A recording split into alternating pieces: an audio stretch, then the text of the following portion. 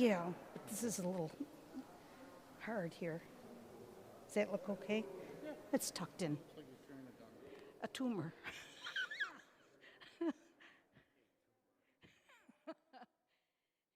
Richard, I heard from your brother Paul. He keeps his eye on me. Hi, Joan. How are you?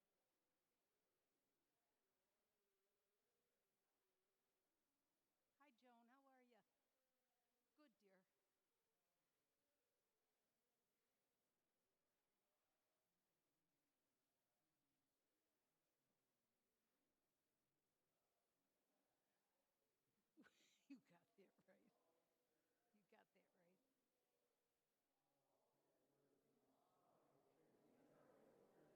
You got that right. And it was long, wasn't it? Yeah. Your brother was the director of the house. Yeah. Oh, God. Oh, God. All right, now let me just do this because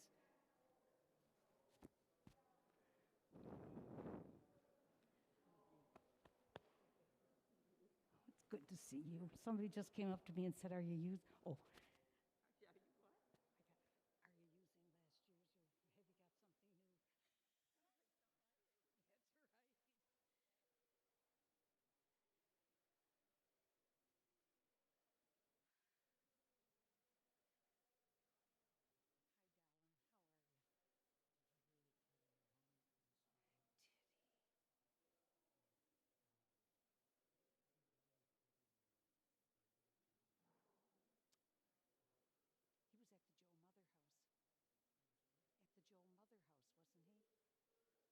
You what? Are you using last year's, or have you got something new? That's right. Hi, darling. How are you? He was at the Joe Mother house. At the Joe Mother house, wasn't he? Oh,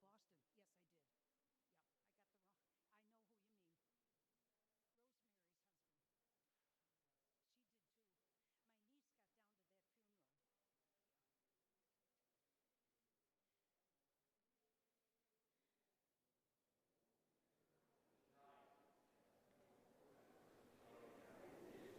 My niece got down to that funeral. What?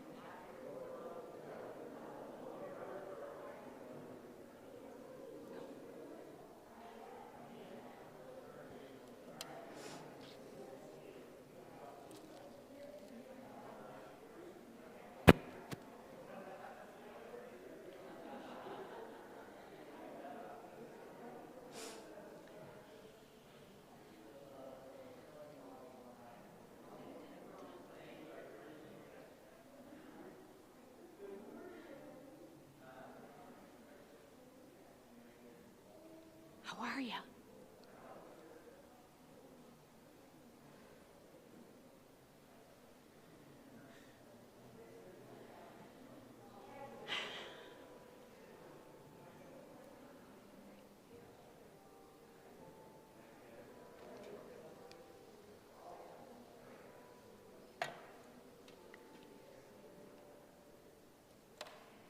Well, welcome everybody.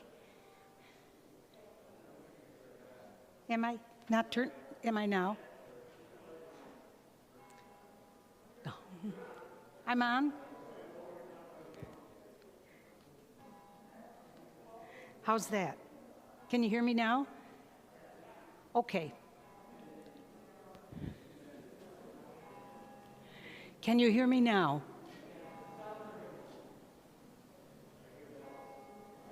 I've been hearing bells for years. You don't have to pick that up. That cry.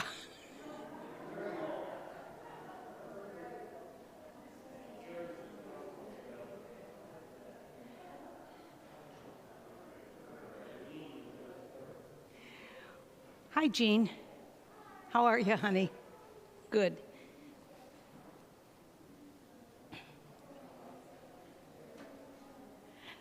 Well, good morning, everyone. Now, this is a big step for me. We're being filmed. I'm so glad I washed my hair this morning. And I'll have to thank the person that gave me the sweater. I'm so glad to see you. It's awfully good to be with you. And I want to thank anyone who's watching. This might be the end of my career, literally and figuratively, but welcome anybody who has checked in. I would like to begin with a prayer from the prophet Isaiah. Remember when we did our Advent season, we talked a lot about Isaiah. In fact, a book written about him, Isaiah, the fifth gospel, because he's quoted so much both in the Old and the New Testament. So going to use these sections from Isaiah for the 4 Saturdays we're together.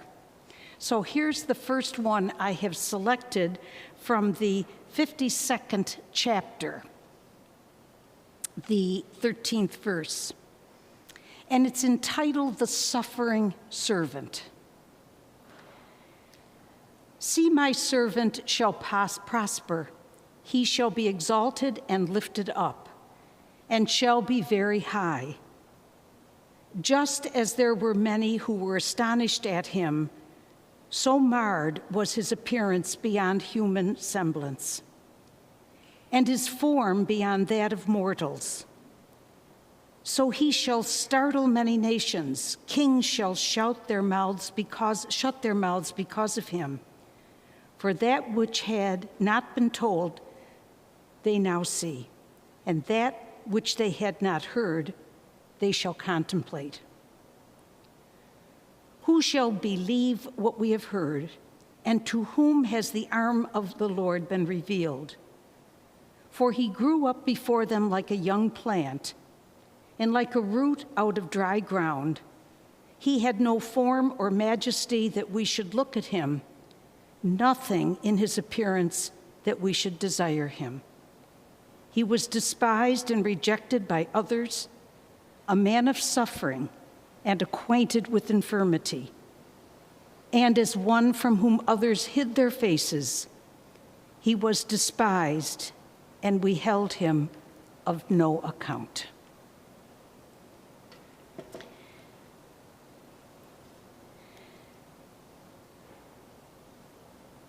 What's your reaction to that reading?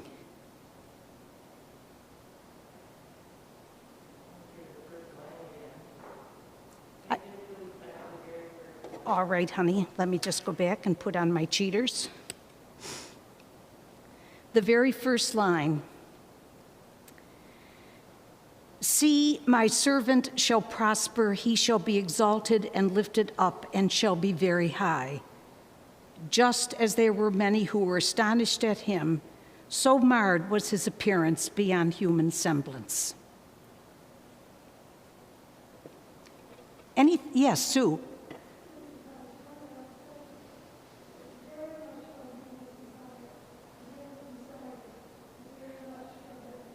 Sue said it's very much like some of the text of Handel's Messiah. And it's called The Suffering Servant. And I think it's interesting because Isaiah did have someone in mind when he was writing this. I don't know who it was, nor did he.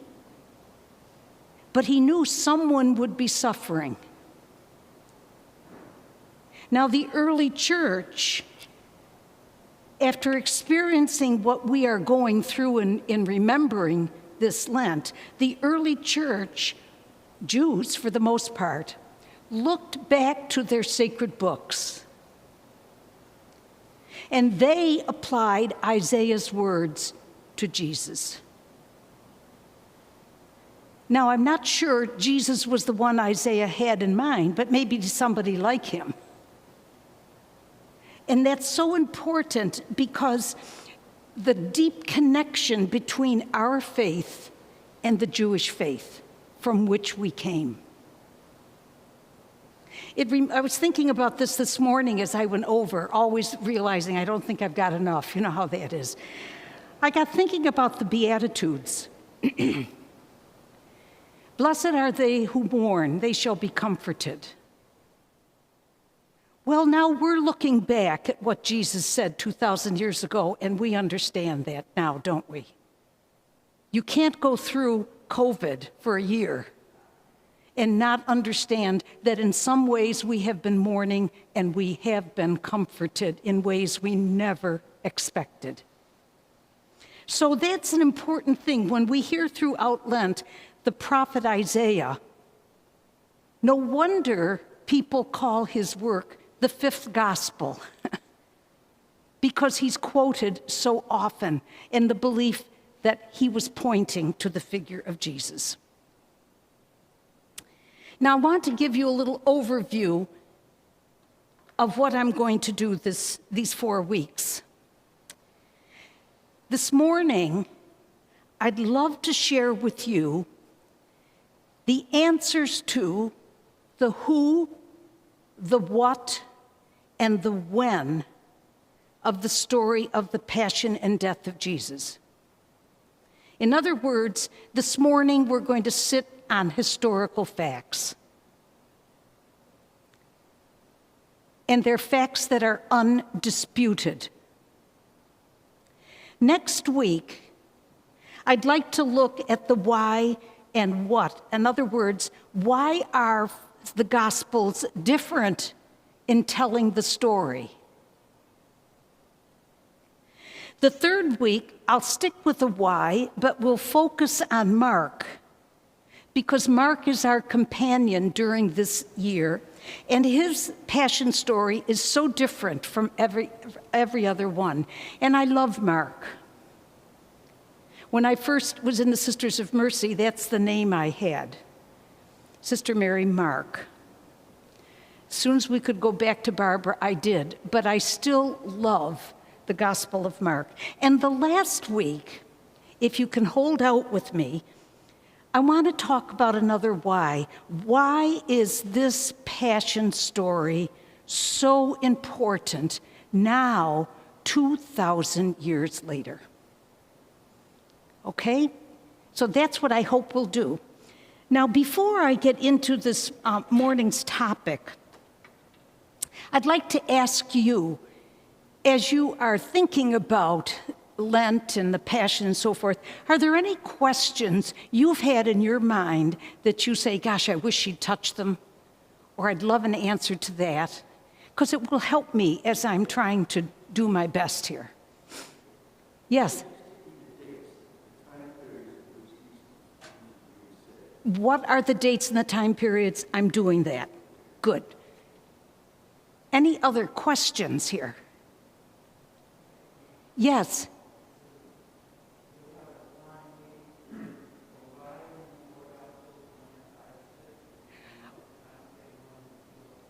Why do we have just 4 Gospels and why not just one? We have 4, why not one? But we have more than 4, but only 4 made it into the final text. I'm going to cover that one too. Yes.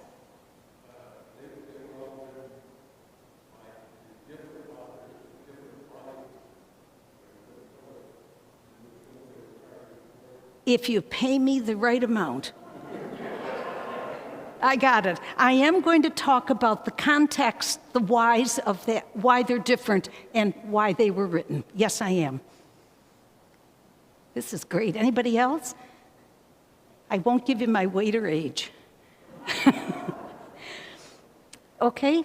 All right. So let's begin with this first question. What do we know for sure about the passion and the death of Jesus? The events we are moving into during Holy Week. We're going to rely this morning on historical material, not reflections. There is a difference, isn't there? I can have historical facts about when my mother was born and died, but I have numerous reflections about how she lived her life and what was important to her. There is a difference. There is a difference, too, about an event that happened several thousand years ago and a growing understanding of what happened. Those are reflections. So let's take a look at the historical factors around the life of Jesus, his passion and death. There are so many wonderful scholars. I've talked to you about John Dominic Crossan. Easy to read, so interesting. I'm going to use his book for the first part, called The Essential Jesus. There's another great Roman Catholic scholar named Raymond Brown, so respected by the ecumenical community, and he's a 2-volume, The Death of Jesus. Marcus Borg, I think he's United Church of Christ, he's home with God now, but so many excellent, Amy Jo Levine, whom we've mentioned here before, so many excellent scholars, so we'll draw on them. Now, I want to start with, and it really answers your question, Bob, I want to start with John Dominic Crossan, because this is a very good foundation on which we share some thoughts. This is what Crossan says. If no Christian had written anything about Jesus for the first 100 years after his death, we would still have 2 succinct accounts from those not counted among his followers. One account dates from the last decade of the 1st century and comes from a Jewish historian, Flavius Josephus. And he wrote a multi-volume work called Jewish Antiquities. He wrote the history of the Jewish people. And this is what he says about Jesus. Quote, "About this time there lived Jesus, a wise man, for he was one who wrought surprising feats and was a teacher of such people as accept the truth gladly." It's a little convoluted, but I think he's saying people saw he was speaking truth. He won over many Jews and many Greeks. When Pilate, upon hearing him accused by men of the highest standing among us, Jewish leaders, had condemned him to be crucified, those who had in the first place come to love him did not give up their affection for him, and the tribe of Christians, so called after him, has still to this day not disappeared. Now we're in the first century, and this is a Jewish historian saying this about this controversial figure. That's real history. Okay, any question about that? Well, then Crossan goes on. He says about this, his description is carefully neutral, or at most, mildly critical. The text was both preserved by Christian editors, and I cite it without any of their proposed improvements. Now, the next account dates from the first decades of the 2nd century and comes from a pagan historian, Cornelius Tacitus. In 64, the city of Rome was burning, and so much was destroyed. The prevailing thought was it was Nero, the emperor, who did it. But Nero was looking for a scapegoat. And this is what Claudius Tacitus tells us. Therefore, to scotch the rumor, that is, that Nero started the fire, Nero substituted as culprits and punished with the most refinements of cruelty a class of men loathed for their vices, whom the crowd styled Christians. Christus, the founder of the name, had undergone the death penalty at the reign of Tiberius by sentence of the procurator Pontius Pilate. And the pernicious suspicion was checked for the moment, only to break out once more, not merely in Judea, the home of the disease, but in the capital itself, where all horrible or shameful in the world collect and find a vogue.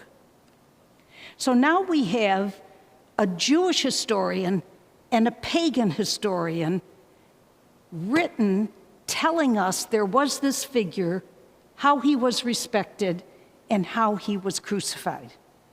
That's history. That's history. So what Crossan says, these two tell us that what happened around Jesus Christ was a movement, an execution, and a continuation. That's why we're sitting here today. Any comments about that piece of history?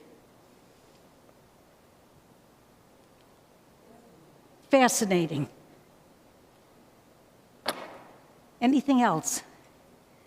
It's good because I think sometimes we get so used to thinking a certain way, and all of a sudden we have to look at other facts. And these facts support what we know. The hard thing is when facts won't support what we think is right. Alternative facts, I guess. But here we've got it. And they hint at a timeline. Rome was burning in 64 AD. Peter and Paul were murdered, crucified, and beheaded in the 60s in Rome. We got that, okay? So that's a historical fact that is very interesting. So then we have to say to ourselves, the dates. When did this happen? Now, I want to introduce you to a term that's popular among writers today, but it's not what we're used to. We're used to the term BC and AD, right? Before Christ and in the year of the Lord. So the feeling is Jesus died between 30 and 33 AD.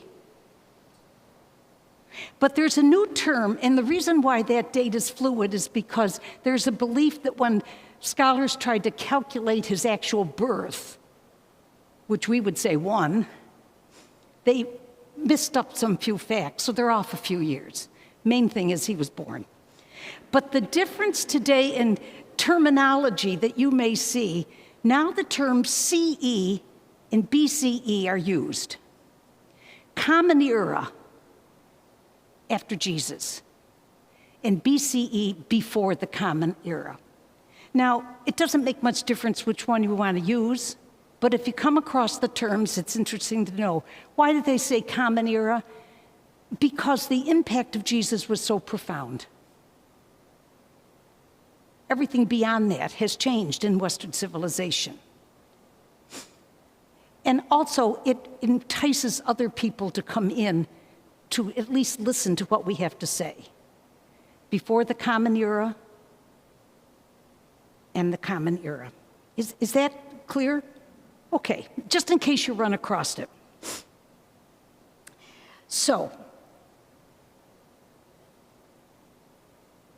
where was Jesus' mother? That's another historical question. Where was his mother in all of this? Only the Gospel of John puts her at the cross. But remember at Advent we talked about the 2 nativity stories and how what the church has done is slammed them in together and pushed them all into the creche? So the Magi are there and the shepherds and so forth. Well, this is sort of similar. The only historical record we have, at least from John's Gospel, is that Mary was at the cross. Mark, Matthew, and Luke, she's not there. Yes, love? Mary Magdalene was at the cross in John. Pardon me? Both Marys, yeah. And we'll talk about that, but it's sort of interesting, isn't it? Because we tend to pull all the Gospels together. That's why your question is so good. You got to sort of look at them separately before you smush them together. Luke has Mary, however, in Jerusalem for Pentecost. That's 50 days later. And so the question is, here's one theory why she might not have been at the cross. This comes from a Sister of Mercy, not me, another one. This theory says think of the distance of where she lived in Nazareth to get to Jerusalem by donkey or foot. Think of the cost. And it's the high holy days. Think of the crowd she'd have to face. The other point is the speed of the trial. When we look at Mark's gospel, it unfolds in a week. That's the thing that's beautiful about his gospel. On this day, and then he tells you the next day. That's a week. The speed that the trial happened, even if she had tried to get there, one theory is she never could have made it. Now, that doesn't mean she didn't hear about what happened, but that's one idea of why she wasn't there at the execution, at least in the early Gospels. The other thing I think we need to look at in reference to the context, the historical context of Jesus' arrest, etc., who was in power? We know that historically, don't we? Do anybody know who the emperor of Rome was at the time? Tiberius Caesar. He's the big gun in Rome, called Prince of Peace and Son of God. You can already see a conflict there, can't you? Tiberius Caesar was emperor of Rome, and Rome, he assigned what we call a procurator or a governor or a prefect to various areas. Judea, who was the procurator? Pontius Pilate, assigned by Rome. Remember now, it gets confusing because we jump between the names Israel and Judea, don't we, all the time? But history tells us David created the monarchy, pulled everybody together, and eventually the monarchy split in two. You know how things can't always go on nicely. The northern kingdom was called Israel, the southern kingdom, Judea, with Jerusalem as its capital. Pilate was in charge with all his troops of the southern kingdom. So let's talk about Rome for a bit, because you have to understand Rome historically if you really want to understand what happened to Jesus. What do we know about the genius of Rome, the Roman Empire?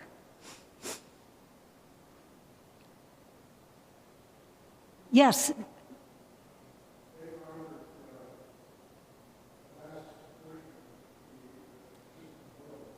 That's right. They conquered a vast portion of the ancient world. When you take a look at the maps of the Roman Empire, they reached England.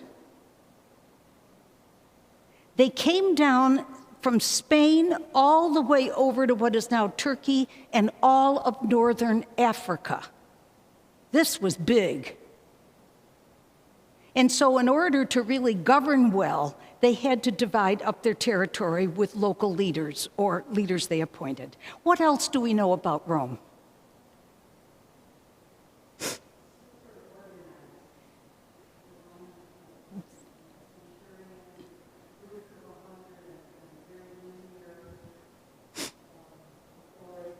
Right.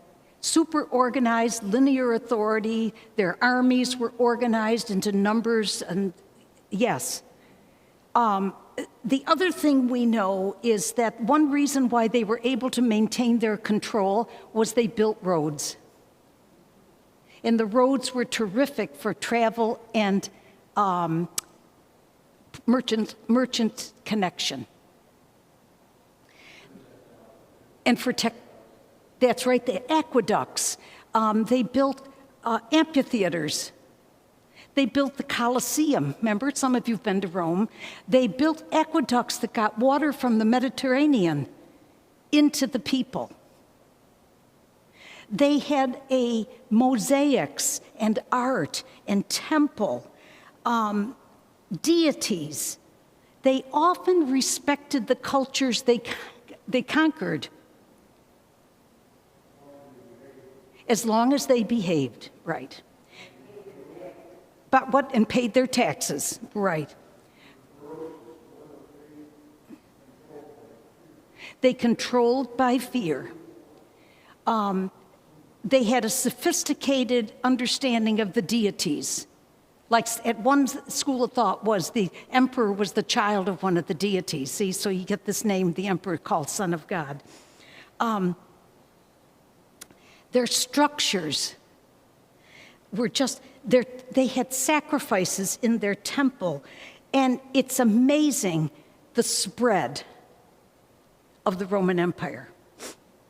There was a city that was just a little bit north of Nazareth. And when Jesus was a child, that city engaged in a revolt against the Romans. And they came and leveled the city. So Jesus grew up with an understanding of violence. In the 4th century, 300s, Constantine became the emperor and conquered the whole thing. And at that point, we know this historically, our faith became the faith of the Roman Empire. Okay, remember your old history classes. I'm sure you're loving this.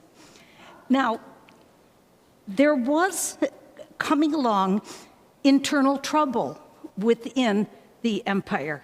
And we know that from our own country's history. There are struggles, different points of view.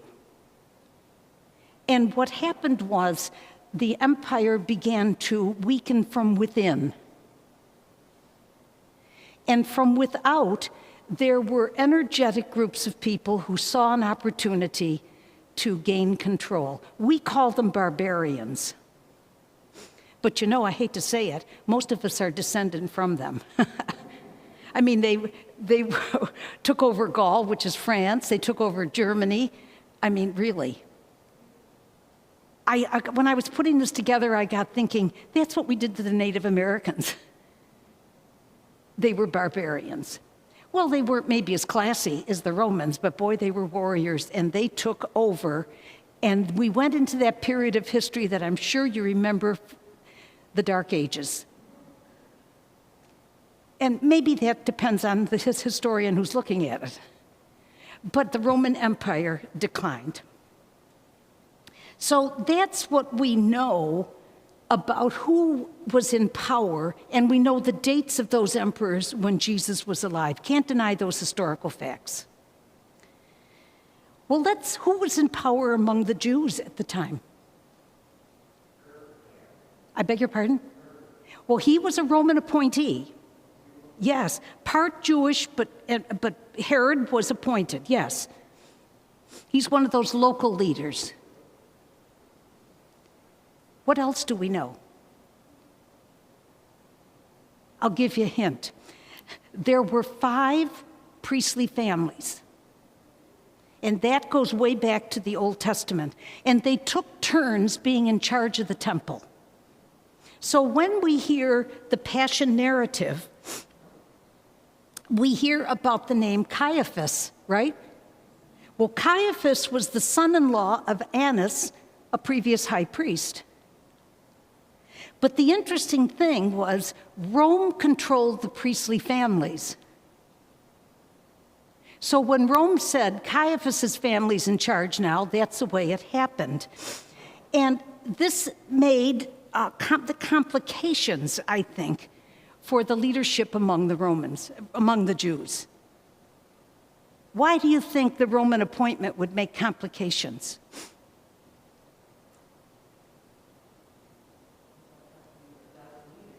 They might not be the best leader. So what if one of the high priests wanted to disagree with Rome? It raised the question of, what do I want to say, complications if they pushed back. And you know, you hear sometimes, well, let's live with the devil we know rather than resist. But in the long run, it catches up with you. But the high priest got compromised in many ways, trying to follow the law and trying to stay out of trouble with Rome. That was the situation. Now, the big factor in all of this is the temple. This temple, first built by Solomon, then destroyed by the Babylonians. Then when Jesus was a kid, Herod was helping the Jews rebuild. And this second temple was up and running until the Romans demolished it in 70. Now the temple was like, I don't know, the temple was, it's hard to imagine how sacred it was. Amy Jill Levine tells us its size was the size of 12 soccer fields end to end. Think about that. And it had separate rooms for women, of course, for Gentiles, for Jews, and only in the inner sanctum could the priestly family go. But it was huge, and it was, do you remember how we felt when the Capitol was attacked? And windows were smashed, and it was like our temple of democracy. But this was even more than that for the Jews. It was their roots, it was their home. They believed God actually resided there. And when it was destroyed, it was just terrible. Jesus was living as the second temple was built. And remember the gospel stories, he goes up there. Presentation, learning, and so forth. Now, the last piece before we get into another thing I want to point to is, let's take a look, and this is historical, let's take a look at capital punishment in the day. Now, there are big debates about capital punishment these days, aren't there? Was it the state of Virginia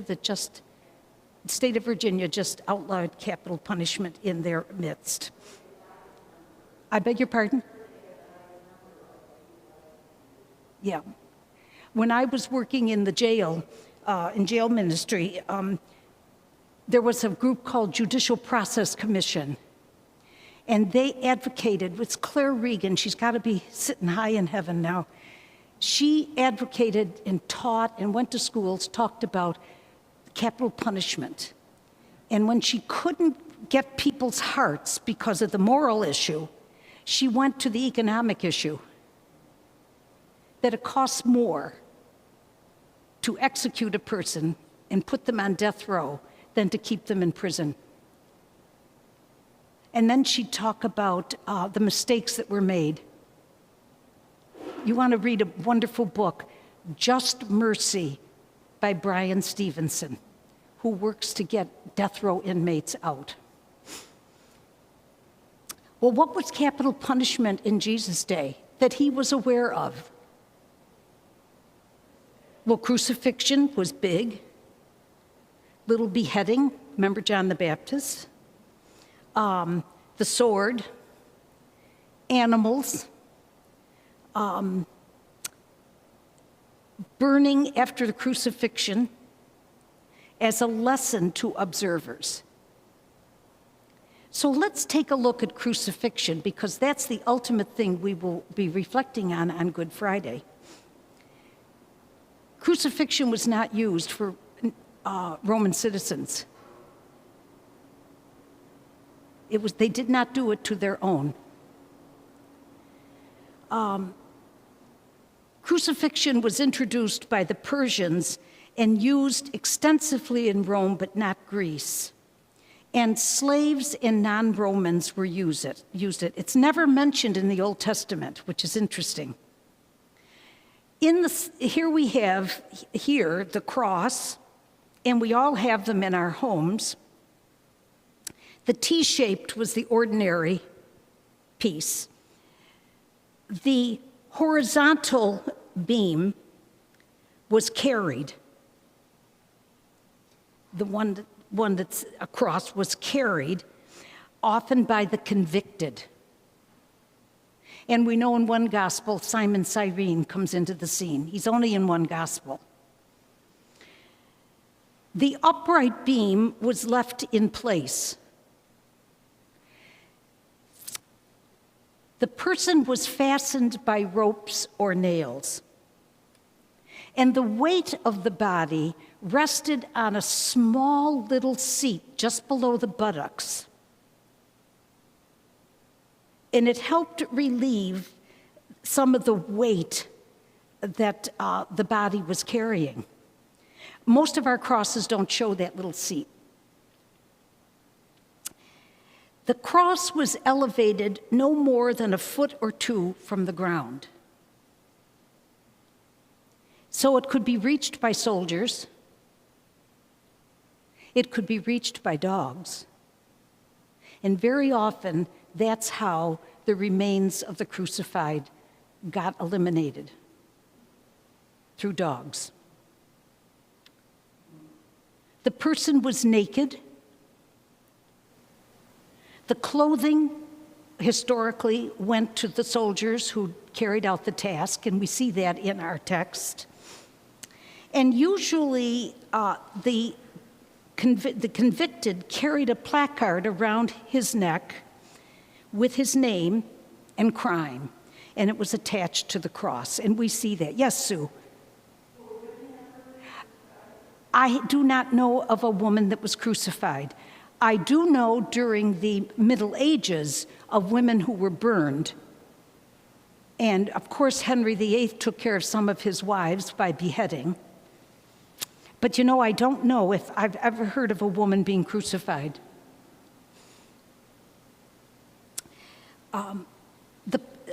Pilate used a title, remember, King of the Jews. Often the person who was on the cross was given a narcotic drink to ease the pain. Remember, Jesus refuses. The legs were broken if the death did not come as quickly as they wanted. But the real cause of death that I have read about is suffocation. Because the hands are extended, and as weakness sets in, the body begins to drop. The little seat holds the body for a while, but the body drops, and the lungs cannot expand. So the belief by many is if it didn't happen by breaking the legs or whatever, it happened by suffocation, if the person lasted that long. Often, according to history, the person was scourged before the crucifixion, and it was Constantine in the 300s that eliminated this form of death penalty. But drawing and quartering was a sort of a bad one, too. So these are historical facts. Does that answer many of them for you, Bob? What are your comments so far as we set this historical context for what we're going to be remembering? Cruelty.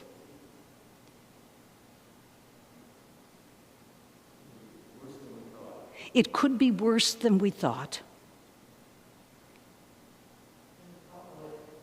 And public and terrifying. You know, I often think, yes.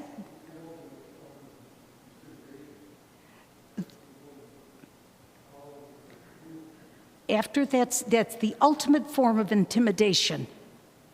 Because after that city north of Nazareth, the Romans went in, they crucified so many people in the city and then set them afire, and it looked like a whole parade of torches. That is intimidation.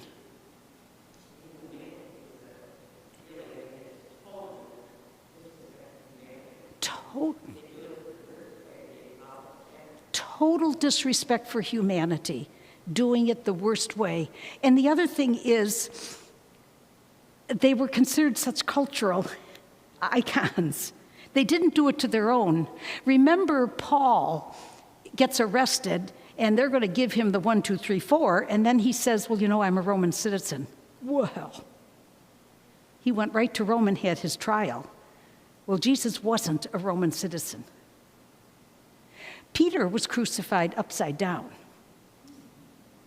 Paul was beheaded. Yes. So I just think about Jesus' how he was so quiet and hushed. I want to scream out, Yeah. and he was just so inward Yeah. and so in control. And I don't know. Yeah. How Jesus was quiet during this whole experience and how he seemed to be in control of himself. I read an article the other day about a sister, and I don't know where I read it. I read it somewhere, and she just died. I think it was the New York Times. She was 62, about the size of a peanut. And she had served in the third world and was murdered.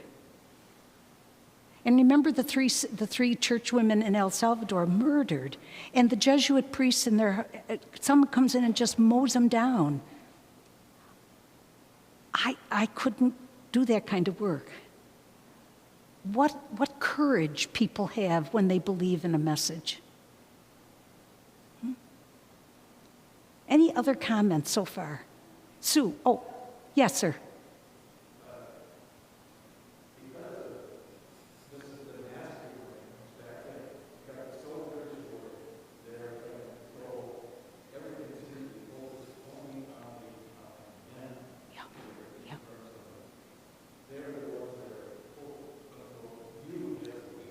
Yep.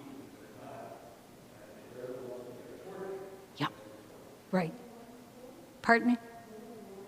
Well, women weren't, women often were behind the scenes. And some of them, wives of the empresses and so forth, have very nasty records themselves. But a lot of it was done behind the scenes.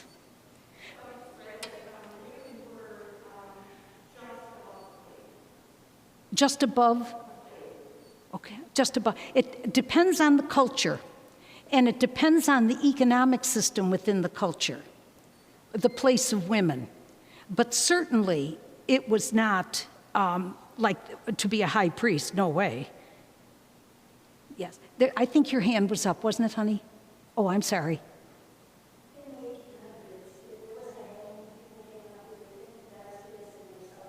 That's right. Well, there were, this was done hastily. Jesus was done hastily. I think some people watched it. I think some people must have been frightened out of their minds.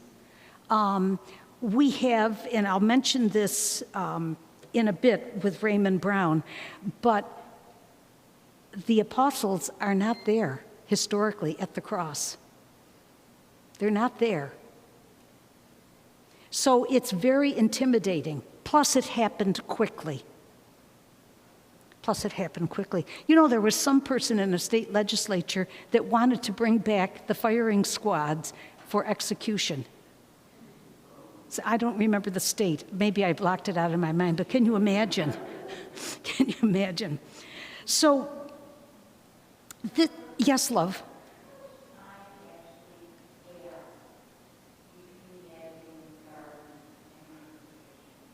Well, historically, I'm not absolutely sure, but Mark's gospel that will focus on the third week, his passion is short, but Mark delineates days. So it's a question of a day here and then 2 days and then a day here. So it was very compact. Part of the reason was the high holy days were on the horizon, right? And that body, you know, the whole thing had to get done. So it might have been, Mark has it as a week. Yeah.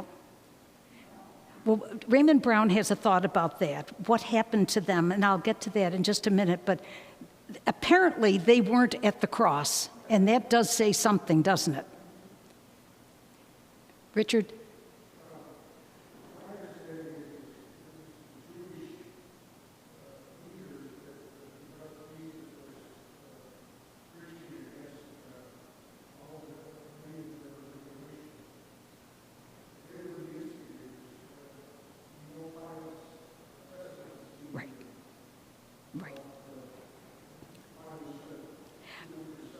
Yeah.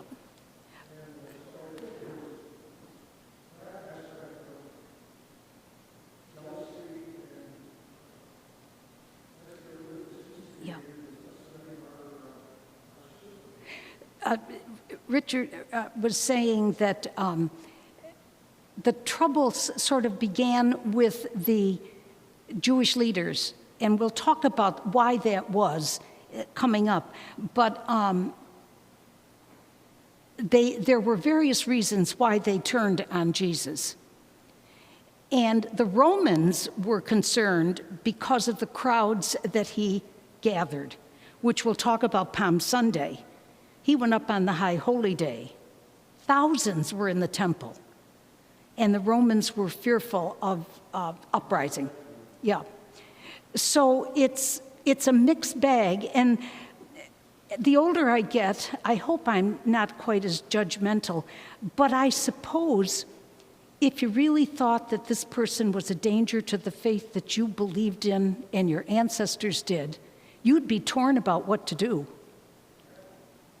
But the fact was, he loved his faith. He loved it. He would be like a Christian leader saying to us today, listen, folks, do you know what Jesus asked you to do? Love your enemies. And we'd say, not on your life. He was saying, this is what our law asks us to do. Love your neighbor as yourself. And he was so appealing to the poor who needed that kind of a message. So it's complicated of the why, but we'll get into that. And it's free of charge. Okay, now, a couple of other points before we come to a conclusion. The question about the Gospels. Mark was written somewhere in the 60s. Now that's 30 years out. Luke, Acts, 70. These numbers are not rigid. We don't know for sure, but I'm giving you the ballpark. Matthew, the 80s, and John into the 90s and 100s. Think about it. If John's Gospel was written in the 90s, that's 60 years out after the death. There's a lot of reflection that goes on in between, right? It's clear from historians that none of the gospel writers were eyewitnesses. We're not sure who the John is who wrote the fourth gospel. The question of other gospels. This event is recorded in the four gospels, in the epistles, and in what we call the extra-canonical gospels. For example, in the 40s, the copies began to be found of documents that were other gospels. The Gospel of Judas. I'm going to share that with you as we go on. The Gospel of Thomas. The Gospel of Mary Magdalene. None of them made the cut. But there are tons of these extra-canonical pieces of work. Yes, love?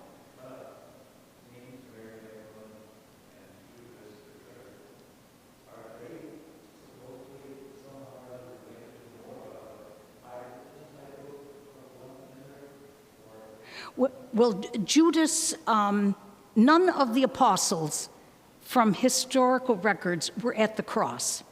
Certainly, Judas heard what was going on because everything was oral. We have a record of Mary Magdalene at the cross, and that makes sense because she had accompanied him. The women really hung in there, according to the gospel writers. And you don't know, maybe people thought, well, that's their job to wail. Yeah.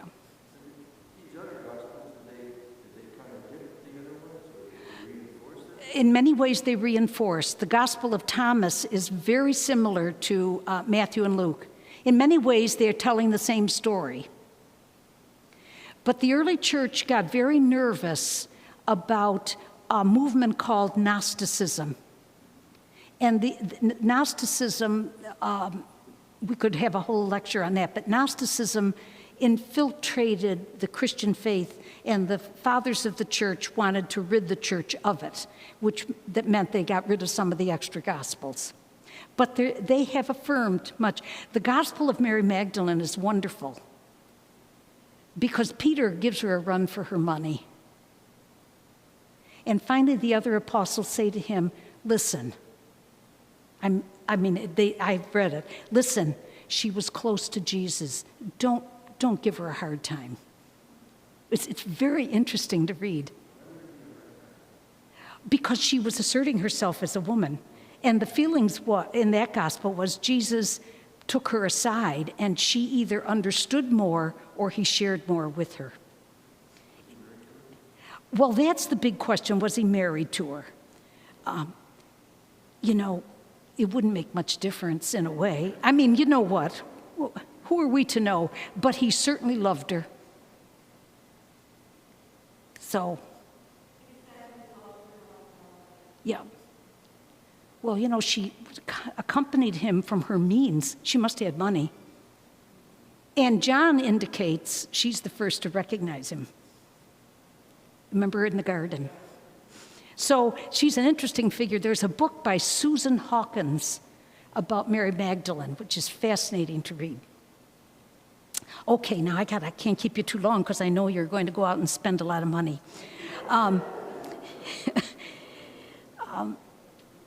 The thing about Rome, Richard, that you mentioned, Rome had not the problem, but Rome had the responsibility of order.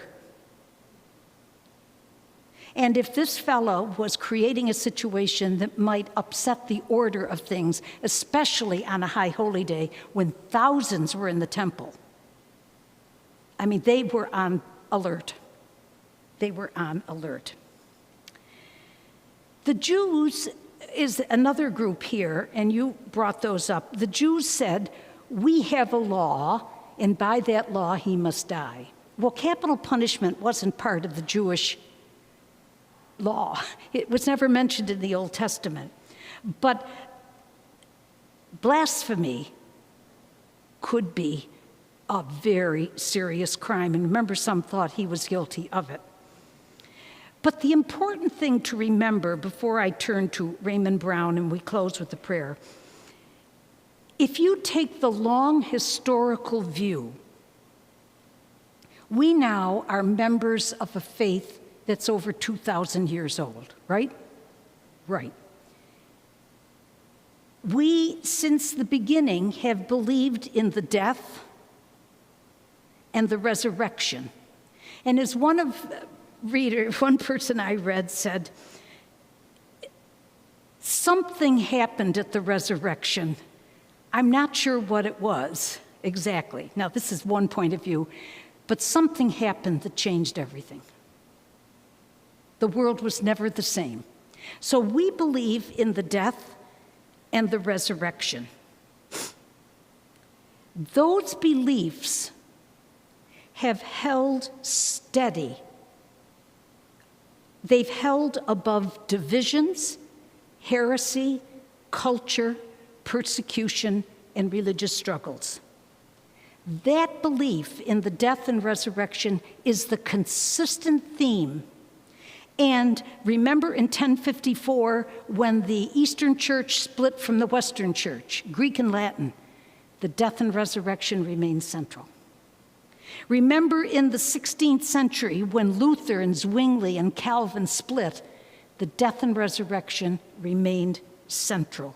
And even splits today within the Christian church, the death and resurrection remains central. After all, the two creeds that we have, Apostles and Nicene, unites most Christians. When I go to Protestant churches in the day to raise money and now to preach for them, they're always saying on Sunday the Nicene Creed. So those things have remained consistent. The passion, death, and the resurrection.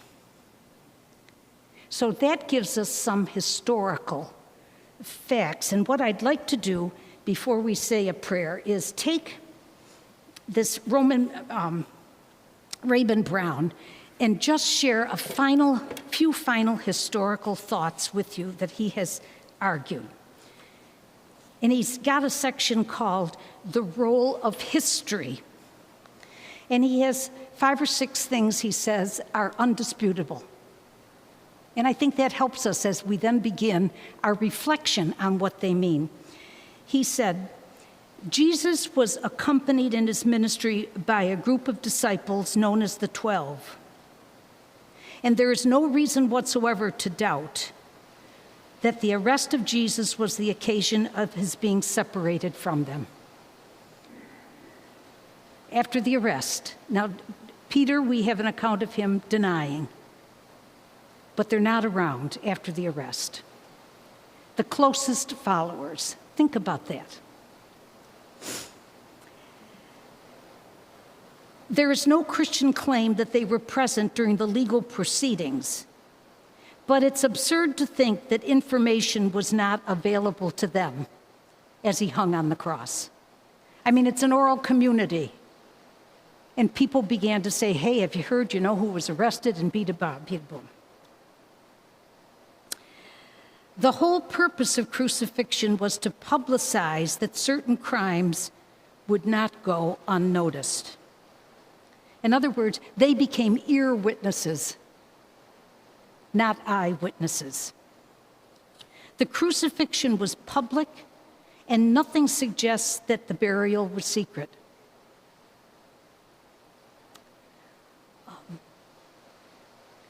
The first followers of Jesus would have known many things about the crucifixion in general, and surely some of the details about his crucifixion in particular.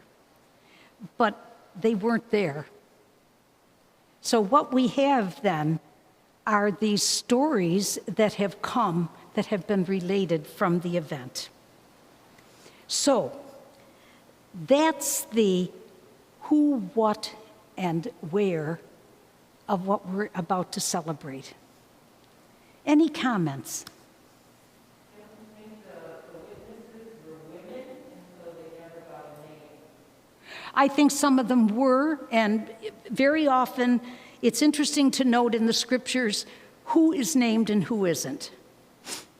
We've got, I've been working on a blog for a couple of weeks down the road of the figure Nicodemus, for example. How with the pressure they must have been under because he came quietly and at night in the beginning and then spoke up for him and then finally takes the body and buries it. There's a progression of faith from under the covers right exposed. Yes?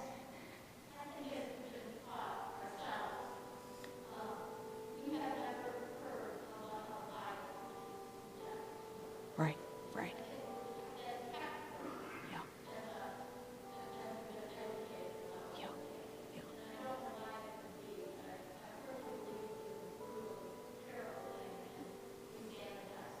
Yeah, yeah. Well,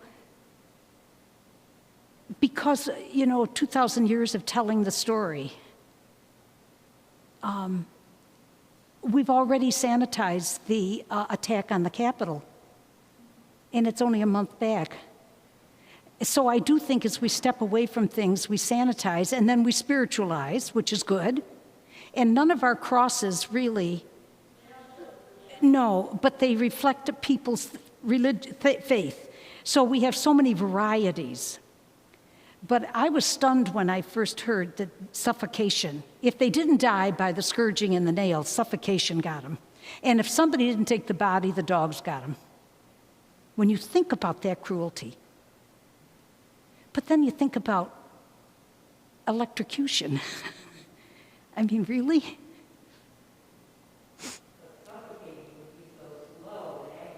Yeah, the lungs just collapsed on themselves.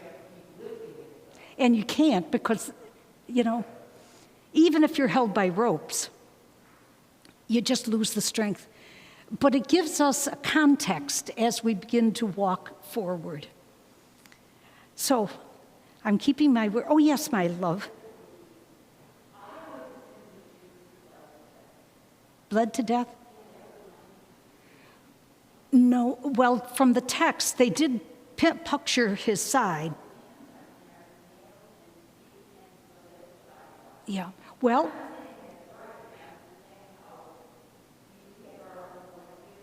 we have our ideas of things, and I'm not saying it's wrong, because for some people that probably happened.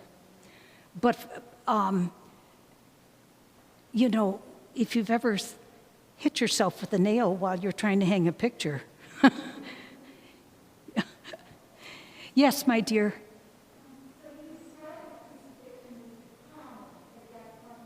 Say that again, honey.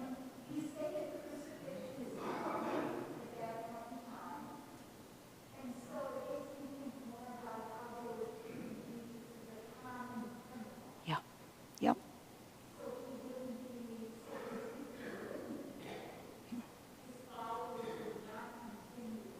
Yeah, and I think they had to be frightened. But he certainly was that's the death of a common criminal, and it was the death of anybody that posed a threat to Rome. Yeah, yes.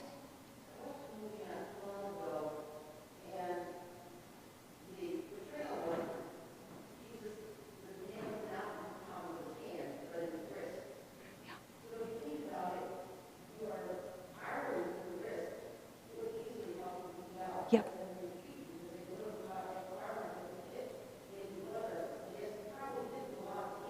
Yep. And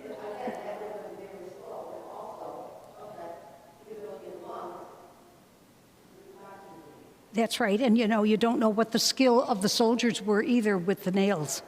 I mean, there's so many variations that we can think that it's hard to say this is absolutely it.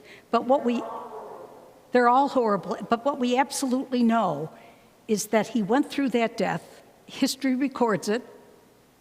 And that something happened on Easter that we've never been the same. Something dramatic changed the world. And on that note, I'm going to tell you that I love you. And Rob, I can't thank you enough for inviting me. This is such a gift for me to share with you. So let's take a little moment and thank God for this day, and to thank God for our pastor, for each other, for the goodness of people, and for the faith we have that helps us deal with our own little personal crucifixions and struggles. Thank you, God. Help us have a safe journey home, and if it's your will, we'll see you next week. Amen. Thank you. Oh, you're welcome. You're welcome. My pal is back. That's good. Be safe now. Don't stop at any little places on the way. Oh, I'm glad you liked it. Oh. Oh, honey, it's a joy for me to do it. Take care of yourself.